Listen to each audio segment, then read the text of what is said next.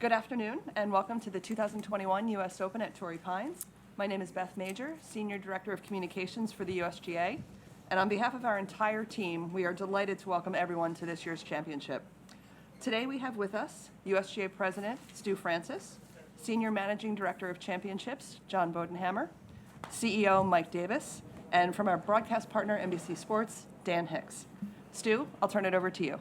Thank you, Beth, and good afternoon, everyone. Welcome to the 121st U.S. Open Championship at Torrey Pines Golf Course. Before we start, it is important to share that the U.S. Open is more than a championship. It is the USGA's primary vehicle to champion and advance the game. The success of the U.S. Open gives us a number of things. First, it gives us the ability to invest more than $25 million annually into programs that increase accessibility in golf, primarily through the LPGA USGA Girls Golf Program, the First Tee, and Drive, Chip, and Putt. Next, it gives us the ability to help golf courses become more environmentally and economically sustainable through a $10 million annual investment, primarily through our turfgrass research program, which we recently renamed to honor Mike Davis, as well as the green section course consulting business we have. Finally, it gives us the ability to invest an additional $25 million to fund the remaining 13 USGA national championships, where tens of thousands of golfers have a platform to chase their dreams and to play at the highest level of the game and to inspire others to pursue their game. More than 9,000 players from around the world entered local qualifying for the U.S. Open, making this the most open major championship in golf. It is no coincidence that we are conducting the U.S. Open this year at a municipal course. California boasts more municipal golf courses than any other state. It's a purposeful statement, and we believe golf should be open, providing affordable, safe recreation for communities across America. Revenues from Torrey Pines fund and fuel so many terrific programs for city residents. Earlier this week, we took the trophy to Balboa Park, Mission Bay, and Miramar golf courses. Fans loved it, and pride for their city is evident. Finally, the city of San Diego has been an exceptional host to us again, and we are so grateful to everyone who helped get us to this point. For me, California is my home state, and I'm ready for great golf and a great week, knowing that we all want a successful U.S. Open to fuel all these possibilities I described. And with that, I'll turn it over to John Bodenhammer for his discussion of the golf course and the championship. Well, thank you, Stu, and welcome, everyone. As Stu said, we're really excited to be here this week. And as Stu also rightly said, he's a proud Californian, and he has every right to be this year. Think about this. It's the 85th USGA Championship in the state of California and our 14th U.S. Open here. That's quite remarkable when you think about it over time. We're delighted to welcome the 156 players, the best players in the world, to Torrey Pines for the 121st U.S. Open. We feature 20 USGA champions in the field this year, including 9 U.S. Open winners. Very proud of that in what is a very strong field. We were truly grateful to return to qualifying this year after taking last year off because of COVID. And we reinstituted our 2-stage qualifying, local and final qualifying, in what we believe it really is the most open championship in all of golf. We're very proud of that. Our inclusive and welcoming process, some call it the most democratic process in golf. I like to think of them, all of our championships, as the ultimate meritocracies. You earn your way in. Our championships espouse the values that make our country great. It doesn't matter your background, the address you come, the shape of your swing, clubs in your bag.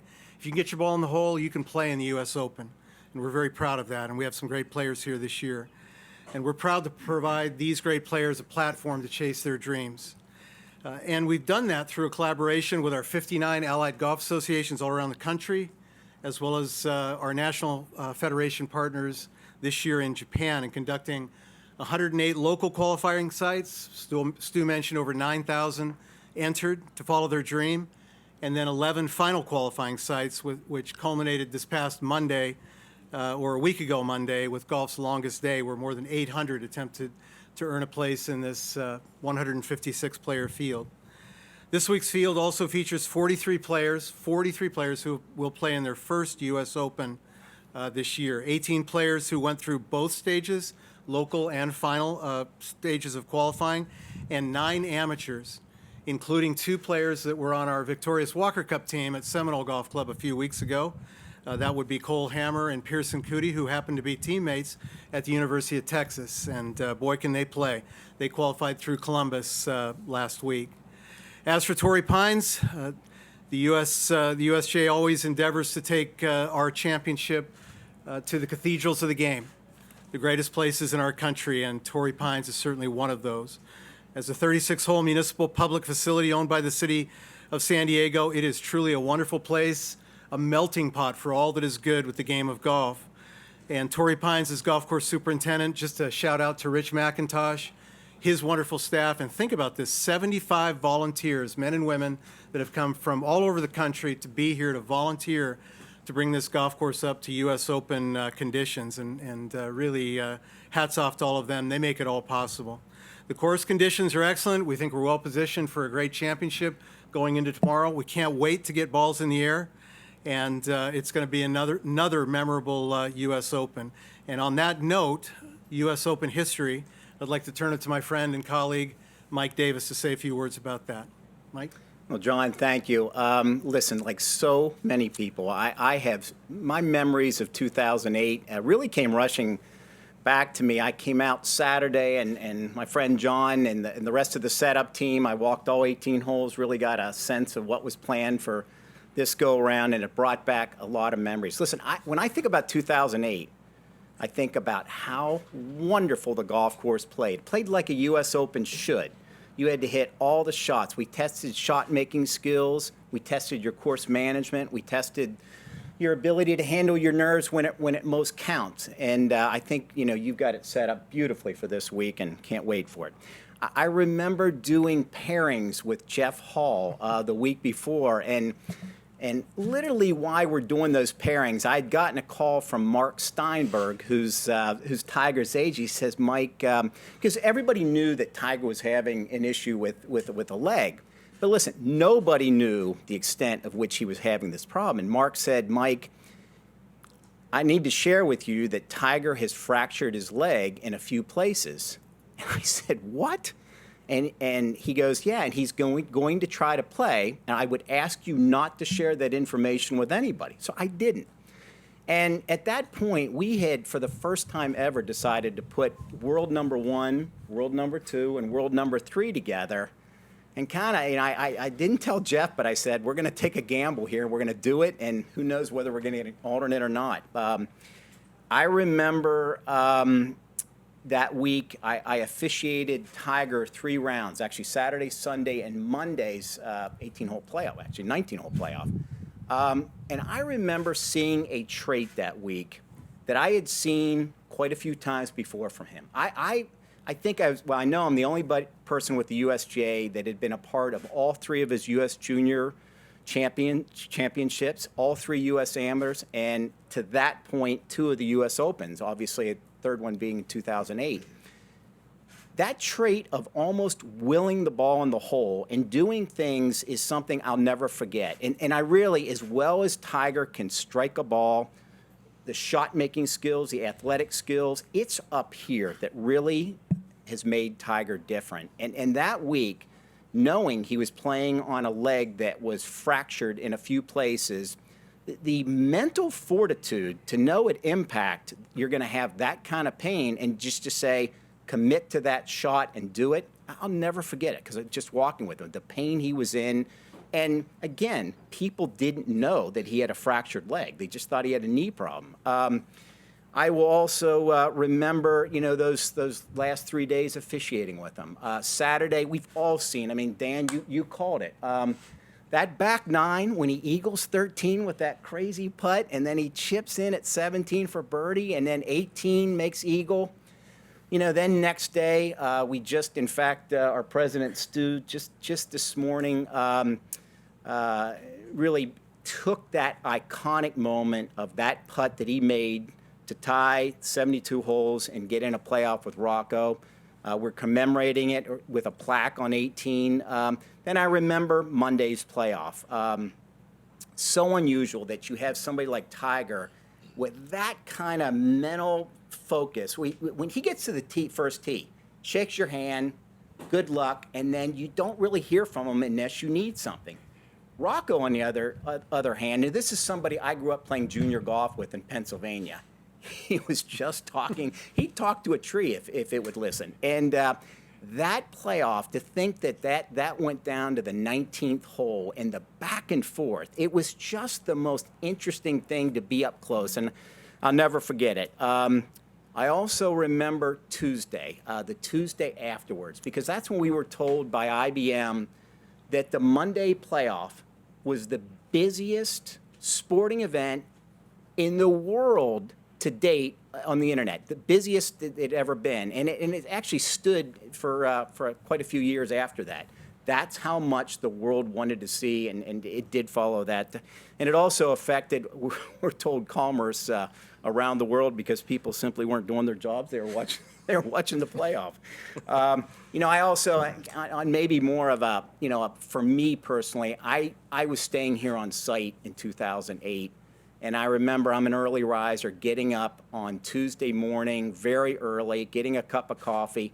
I walked from the hotel the whole way out to the fourth green.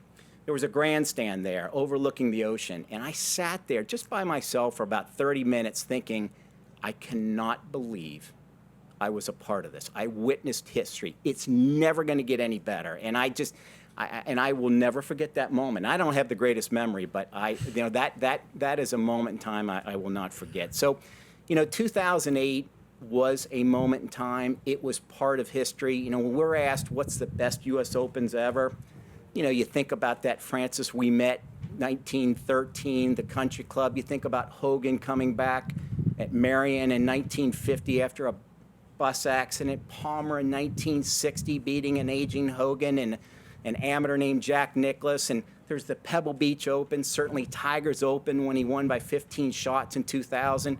But folks, in terms of drama, this one's right up there with the very best of them, and listen, I'd be remiss if I didn't mention Tiger this week. He is going to be sorely missed. I know all of us in the golf world, certainly at the USGA, wish him a speedy recovery. I've had the chance to text back and forth a few times with him, and he seems like he's in good spirits. And the last thing I'll say, since this really is my last presser, is that to you, the media, thank you very much for all you've done, not only for me over the years, but for the USGA, for the U.S. Open, because, listen, we all have roles, and you serve yours very well, and you've indeed made the game better. So for that, I thank you. And then to share some more memories, our good friend Dan Hicks. So Dan? Thanks, Mike. Before we start, I just want to see if you've got any inside information on Phil Mickelson before we get this. Can't share it, Dan. Can't share it. All right, I get it. It would have been nice to know that 13 years ago, but totally understand. In fact, I sat down Tiger just before the championship started, and we did the usual questions and answers, that you get before the championship. And the last thing I said was, "How you feeling?" And he looks at me without missing a beat. He says, "I'm fine, bro." And I'm thinking, that was kind of strange and quick, and I knew there was something up. But little did I know that he was on a broken leg. We knew he had some knee problems. But getting back to this site and seeing this spectacular venue out there just brought chills to me again.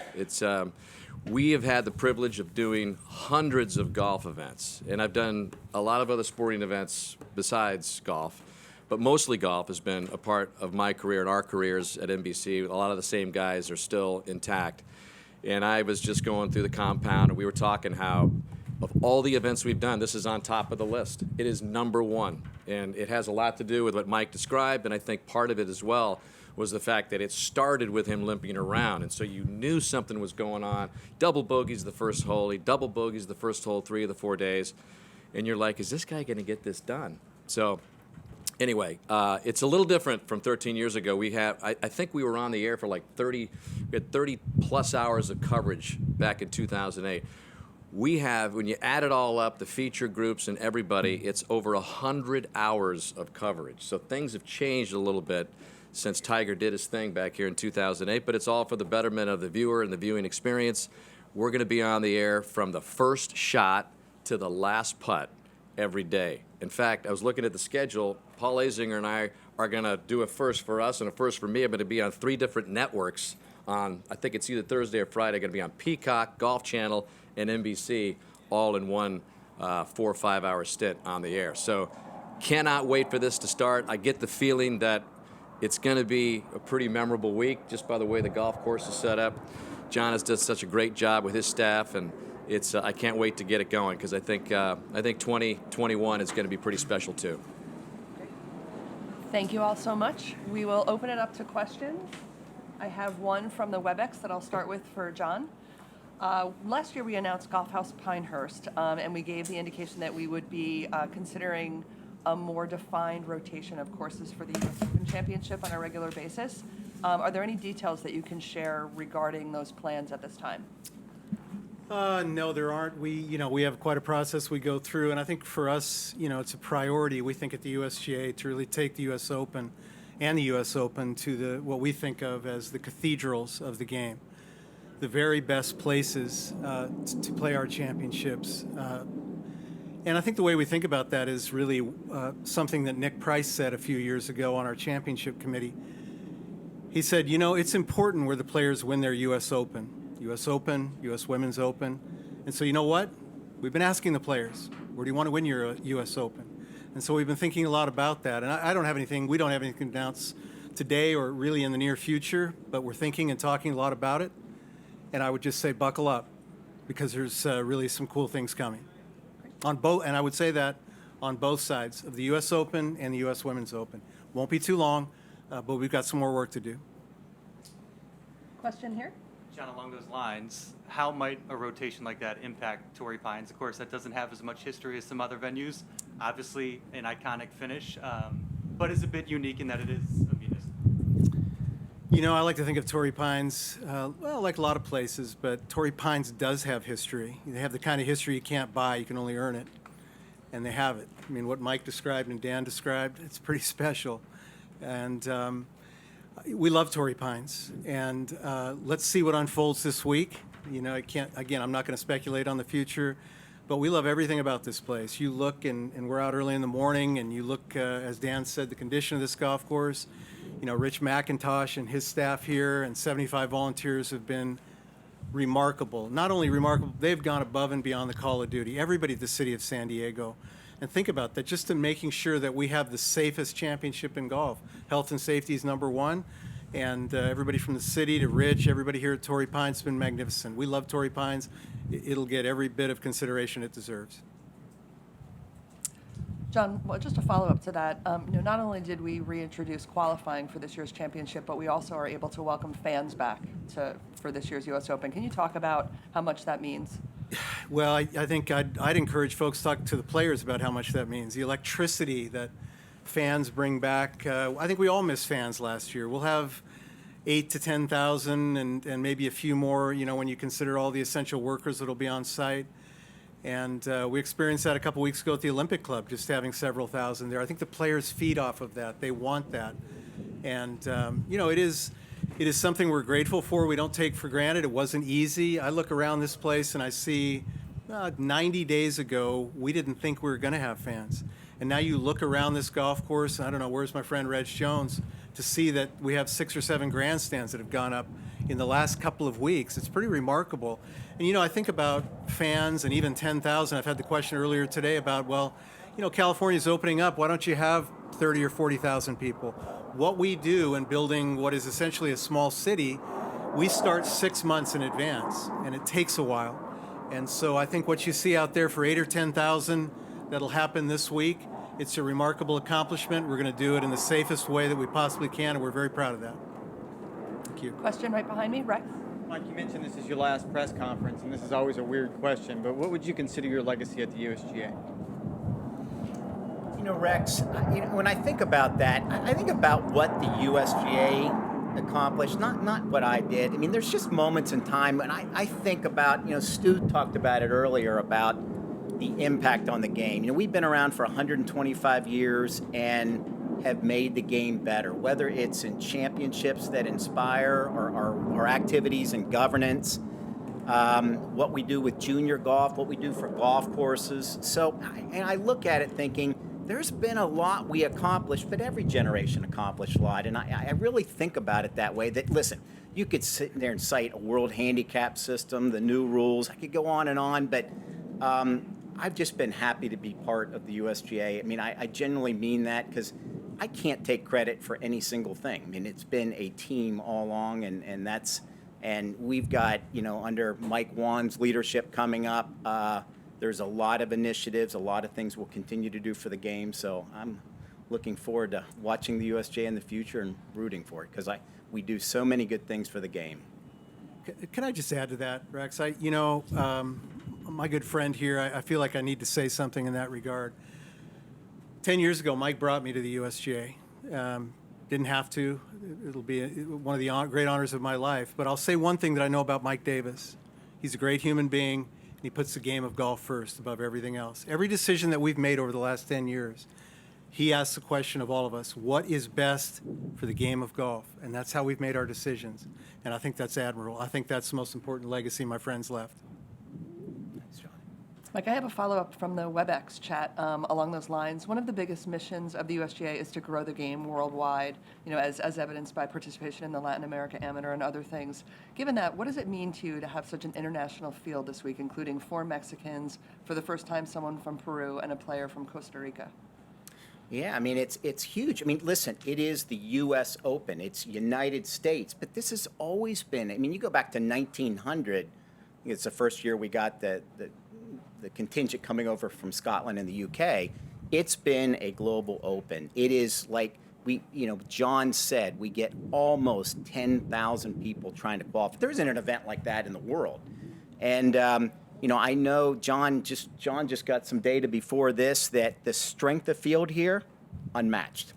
The strength of field this week is incredible. I think we've got, top 65 We've in the got world? all of the world's top 65 ranked players. Yeah, it's pretty amazing. Even with qualifying, it's super strong field. And I think back at players in the field. I mean, some people will say, well, you've got amateurs in the field. Look how many times amateurs make the cut in the field. So you play your way in. There's no favoritism in this. It's all about, can you play your way into a championship? And that's whether it's the women's U.S. Open, the men's U.S. Open, it's a very democratic process, and I think we're proud of that. So listen, and you add to that, we go to this country's greatest golf courses. Great golf courses, there's just something about it where the history and the architecture just brings out great drama. And I think that's a proven recipe for excitement and championships. Question right here, Adam. Mike, you've had the chance to set up courses for major championships. In your next venture, is it a goal of yours to build a course that USGA will for a USGA competition? Last time Adam and I were together, it was in New Zealand playing a golf course that we both love. So, I'm not sure I've really thought about that. What I would say is that in this position, I've had the opportunity to work with some of the world's great golf course designers. And that's been, for me personally, is meaningful, is meeting some of the greats in the world like Arnold Palmer, Jack Nicklaus, Snead, Nelson, Mickey Wright, Pat Bradley. I could go on and on. So if given the opportunity, I think every designer would love to see how his or her design matches up with an elite group. And listen, it doesn't have to be the elite men. It can be elite women. It could be a state amateur. But I think because at the end of it, design is for different groups of people. It's for the recreational game. It's how fun a golf course is, how relaxing, rewarding it is. But it's about strategy. It's about how many shots does it take you to get from point A to point B. And I think building fun golf courses that are strategic. And I was asked by somebody a few days ago saying, are you going to build courses that are narrow fairways, thick rough? It's the last thing in the world. It's fun to set these things up, but I sure don't want to play them. Another question behind me, John. Sí, buenas tardes, señores. Mike, some years ago we were in the Latin American Amateur in Buenos Aires with the idea of growing the game in the region. This week we have 10 Latinos. Right. 5 of them have gone through the Latin American Amateur. Just your thoughts on how the game is growing and the Latin American Amateur is really working. Well, it's a really neat question because that's exactly the reason Augusta National Golf Club, the RNA, and the USGA started that championship, was to really grow golf and inspire golf in that region. And just by what you said, that data, it's actually worked.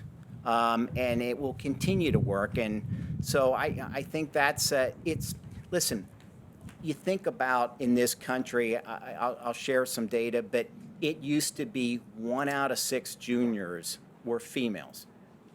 Now it's up to 1 out of 3. And I will tell you, that is going to change things for the future. That's going to make the game healthier, more enjoyable. So doing these initiatives sometimes takes decades to actually see what you've done come to fruition. But I think we are seeing that now with the Latin American Amateur Championship.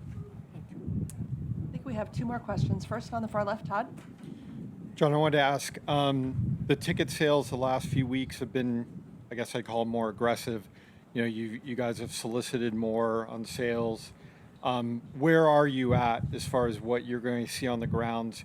And I'd like to know specifically fans and then versus the workers here and the volunteers and all of that.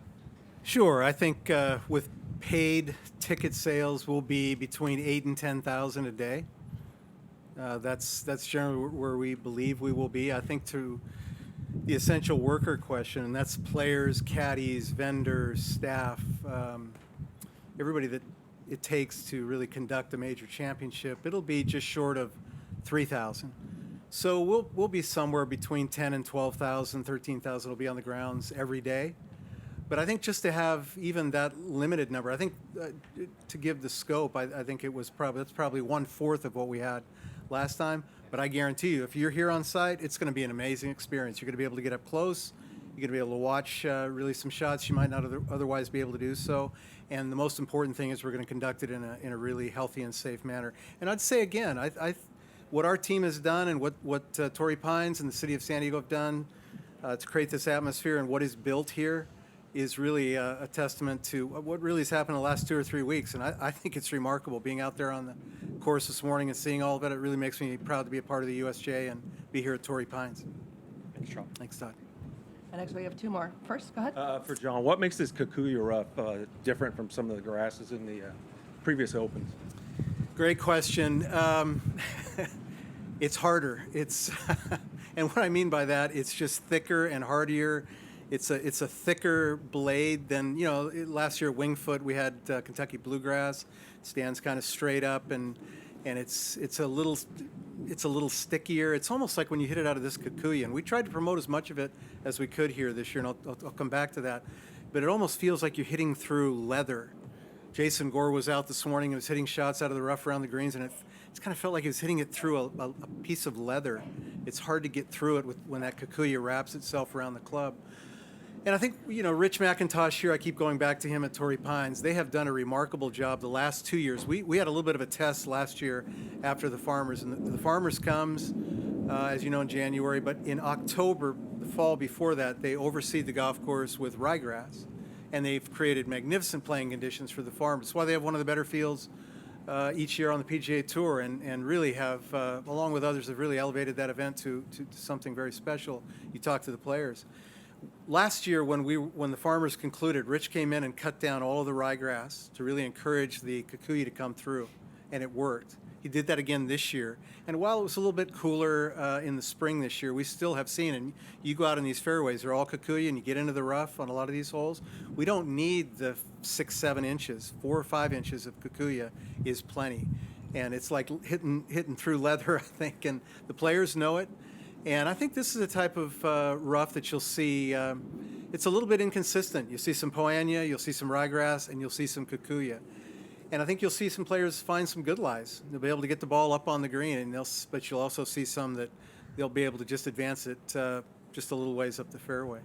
But we think it's a good combination. It's going to make for a great challenge for the players to showcase their great skills, greatest players in the world. I have a question right behind me. Alex? John, since Mike's leaving, I'll direct it to you since I know you're staying, at least for a while. Rory McIlroy was in here about greens books on the PGA Tour. The assumption is that they may actually eliminate greens books on the PGA Tour going forward. First question is are you considering anything like that? What are they doing here this week? And then secondly, Rory talked about anchoring and how he thought maybe you didn't go far enough on the anchoring issue. I know, Mike, you've been quoted as saying you thought you were pretty much done with that question. But, John, where do you think you are with anchoring going forward? A couple questions there. I'll see if I can get to both. I know you're both capable. of those. Yeah, that's right. You're always good, Alex. Always appreciate our conversations. I'll start with anchoring. I'm not sure where you're going with maybe not going far enough. I didn't see Rory's comments, but I can tell you when we went through that discussion, it was really about one thing.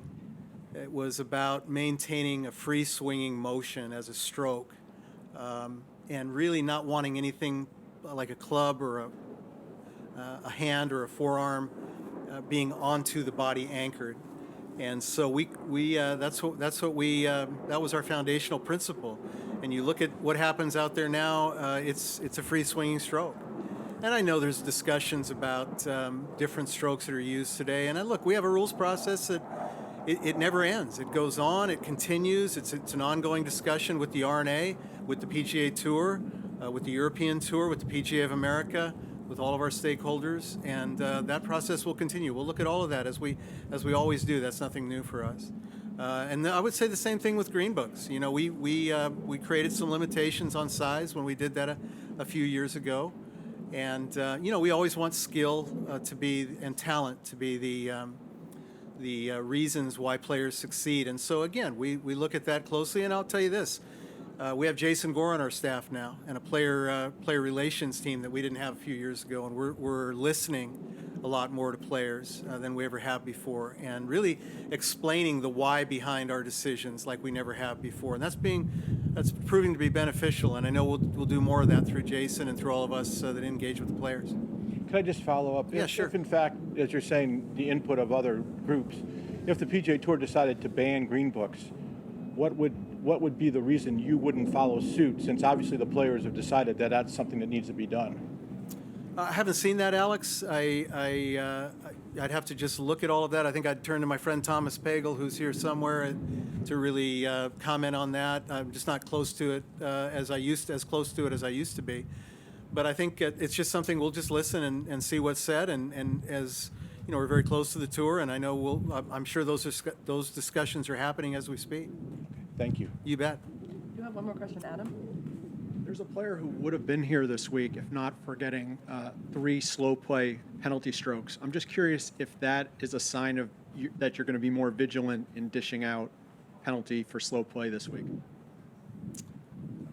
I'll take it. No, I think we'll do what we always do. And in qualifying, the situation that you're referring to, the individual was in Washington State, and the Washington Golf administered that qualifying, and they used what is often referred to as a pace of play checkpoint system, and that group missed 3 checkpoints, and they received the penalty that was due to them. As would be the case in any of our championships, use the checkpoint system, predominantly the amateur championships. There are numerous penalties each year awarded through that system. We won't use that here at the U.S. Open. We follow what is done with the tours. It's more familiar. It's not something we impose here at the Open by choice on the players, because we want to follow what the tours do and do it collaboratively with them. But I can assure you, we will administer what we have as our pace of play policy, and that's very specific. The players know it; they all have it. We'll stick to it. Great. Stu, John, Dan, thank you very much. Mike, on behalf of all of us on the communications team and all of the media who are assembled here, with whom you've been so generous with your time over the last, certainly my 20 years, but 32 years, a big thank you to you. And we'll look forward to having you chat with some of them throughout the week, but thank you very much. Thank you. Thanks, everyone. Thanks. Thanks, Dan. Nice. That was fun.